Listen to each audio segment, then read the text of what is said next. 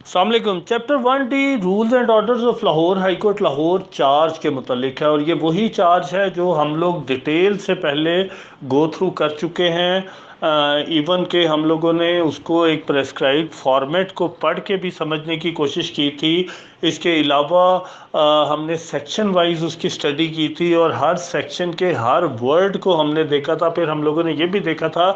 कि कौन कौन सी चीज़ें जो हैं वो इम्प्लाइड हैं चार्ज के अंदर, किस किस तरह चार्ज को जो है वो फ्रेम किया जाएगा और एक्यूज को कन्वे क्या क्या किया जाएगा, इसका पर्पस क्या है चार्ज फ्रेम करने का। वो सारी चीज़ें रिपीट करने की ज़रूरत नहीं है। लेकिन ये जो चैप्टर है 1D, इसके अंदर कुछ चीज़ें जो हैं ऐसी अवेलेबल हैं आपको, जो कि एक्सप्लेन कर रही हैं क्रिमिनल प्रोसीजर कोड के कुछ सेक्शंस को, जो कि आपको क्रिमिनल प्रोसीजर कोड के अंदर वो बातें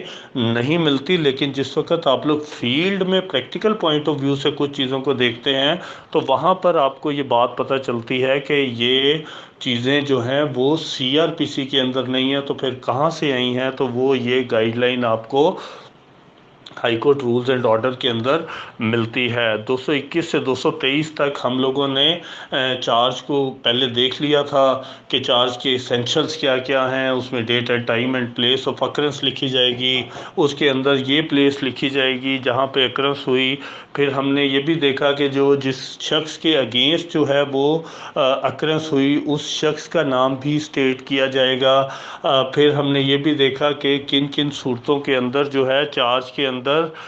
कमीशन ऑफ ऑफेंस का जो मोड है उसको भी एक्सप्लेन करने की ज़रूरत जो है वो पेश किस किस वक्त आएगी। हम लोग ये चीज़ भी वहाँ पे देख चुके थे। फिर हम लोग ज्वाइंट चार्ज को भी देख चुके थे, हम लोग अल्टरनेट चार्ज को भी देख चुके थे। और यही सारी चीज़ें आपको जो है वो इस चैप्टर के अंदर मिलती है। एक चीज़ जो आप इसमें देखेंगे और अक्सर आप हर चार्ज के अंदर देखते हैं, जहाँ पे एक स्टेटमेंट कोर्ट तहरीर करती है नोट की शेप में कि जो चार्ज है date has been red out and explain to the accused, और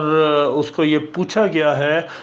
कि वो इसको एडमिट करता है या नहीं। ये चीज़ आपको क्रिमिनल प्रोसीजर कोड के अंदर एज सच नहीं मिलती, तो ये यहाँ से डिराइव की जाती है। सिमिलरली अगर आप इसमें जो हमने प्रीवियस कन्विक्शन के हवाले से एक पर्टिकुलर चैप्टर का देखा था कि प्रीवियस कन्विक्शन का जिस वक्त भी आपने 221 सब क्लास 7 के अंदर चार्ज फ्रेम करना है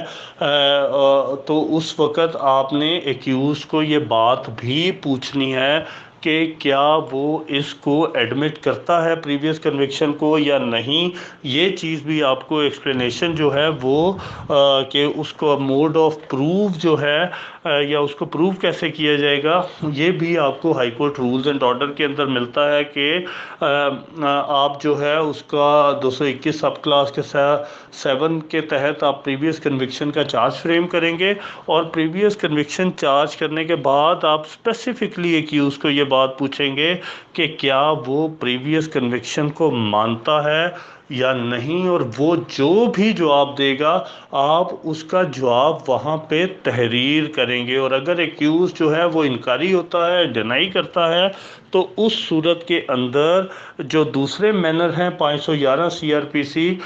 जो भी हम डिटेल से देख चुके हैं कि किस तरह जो है वो certified copy of date judgement से या जेल वारंट से जो उसको कमिट किया गया या जेल सुप्रिटेंडेंट की रिपोर्ट से, उस सारे मोड से फिर उसको जो है वो प्रूव किया जाएगा सब्सिक्वेंटली। सिमिलरली एक क्वेश्चन जो वहाँ पे मैंने तब डिटेल से बताई थी कि वो कौन सी कंडीशंस हैं या सर्कमस्टांसेस है जहाँ पे एक्यूज्ड इवन एडमिट भी कर जाता है चार्ज को, तो आप उसको पाबंद नहीं है कि आप उसको कन्विक्ट करें। और ये बात हमने 242-43 पढ़ते हुए भी मिसाल से मैंने आपको ये बात एक्सप्लेन की थी कि इवन आफ्टर एडमिशन जो है कोर्ट पाबंद नहीं है कि उस एक्यूज को लाजमी at the time of framing of charge अगर एक्यूज एडमिट कर जाता तो उसको कन्विक्ट ही करे। और ये एक्सप्लेनेशन भी आपको high court rules and order के अंदर ही मिलती है। क्रिमिनल प्रोसीजर कोड इस बारे में मुकम्मल खामोश है कि एडमिट کرنے کے باوجود آپ اس کو کیوں کنوکٹ نہیں کر رہے؟ کیونکہ وہاں پہ جو ورڈنگ آپ لوگوں کو اگر یاد ہو تو وہ یہ تھی کہ if court does not convict the accused after admission، تو وہاں پہ فردر ایکسپلینیشن نہیں تھی کہ کیا وہ صورتحال ہے جہاں پہ کورٹ اس کو کنوکٹ نہیں کرے گی، لیکن سب رول 2 اسی چیپٹر کا اس کی ایکسپلینیشن دیتا ہے کہ جو وہاں پہ بھی ورڈنگ یوز کی گئی ہے کہ اس کے ورڈز کے اندر اس ایڈمیشن کو لکھنا ہے، اور جو ہے کورٹ اس کو شو کاز دے گی کہ وہ کیوں جو ہے why he should not be convicted, اور اس کے بعد جو ہے کورٹ اس کو جو ہے کنوکٹ کر سکتی ہے۔ لیکن یہاں پہ جو گائیڈ لائن دی گئی ہے وہ یہ ہے کہ جب بھی ایکیوز جو ہے اس کا گلٹ یا پلی آف گلٹ جو ہے اس کو ریکارڈ کی جائے، تو اگر وہ کوئی ڈیفینس آفر نہیں کرتا اور وہ میٹیریل جو فیکٹس ہیں اس کو ڈینائی کرتا ہے، اس کو ایڈمٹ کر لیتا ہے میٹیریل فیکٹس کو، لیکن اس کی جو انٹینشن ہے یا اس کا جو knowledge regarding commission of the offence ہے اگر وہ مسنگ ہو، تو پھر کورٹ اس صورت میں اس کو پلی گلٹی جو ہے کنسیڈر نہیں کر سکتی۔ میں نے آپ کو یہ مثال دی تھی کہ فرض کریں کہ اگر کوئی ایکیوز جو ہے وہ ایڈمٹ کرتا ہے لیکن پلی ایسی لے لیتا ہے جس سے کورٹ کو لگتا ہے کہ اس کو ایویڈنس کی ضرورت ہے، اس کی کنوکشن کو یا اس کی سینٹینسنگ کو جو ہے ڈٹرمن کرنے کے لیے یا انٹینشن کو ڈٹرمن کرنے کے لیے۔ فار ایگزامپل ایک انڈر ایج ملزم ہے، وہ کہتا ہے جی میں نے چوری کی ہے، واقعی میں نے اس جگہ سے یہ چیز اٹھائی تھی، لیکن اب کورٹ کو یہ ایمبیگوٹی ہے کہ کیا واقعی ہی اس کو یہ نالج تھا کہ میں چوری کر رہا ہوں۔ یا میں نے آپ کو دوسری مثال دی تھی کہ اگر کوئی شخص ہے وہ چوری کا کیس ہے اور اس کے اندر وہ ایڈمٹ کر لیتا ہے کہ میں نے چوری کی ہے، لیکن اس کی جو کورٹ کے سامنے پلی ہے اس کے اندر کوئی ایسی مجبوری اپنی ظاہر کر دیتا ہے جس کی بنیاد پہ وہ اوفینس کرنے کی بات کر رہا ہے، تو کورٹ اس وقت اس کی سزا ڈٹرمن نہیں کر سکتی، صرف اور صرف ایویڈنس ریکارڈ کرنے کے بعد ہی دیکھ سکتی ہے کہ واقعی ہی اس کے یہ حالات تھے یا نہیں تھے۔ تو اس صورت کے اندر جو ہے وہ کورٹ جو ہے ایون آفٹر ایڈمیشن بھی ہو سکتا ہے کہ ایکیوزڈ کو کنوکٹ نہ کرے۔ اور اس کے علاوہ یہ اسی چیپٹر میں اگر ایکیوز جو ہے وہ گلٹی پلی نہیں کرتا تو اس کے بعد کورٹ جو ہے اس کو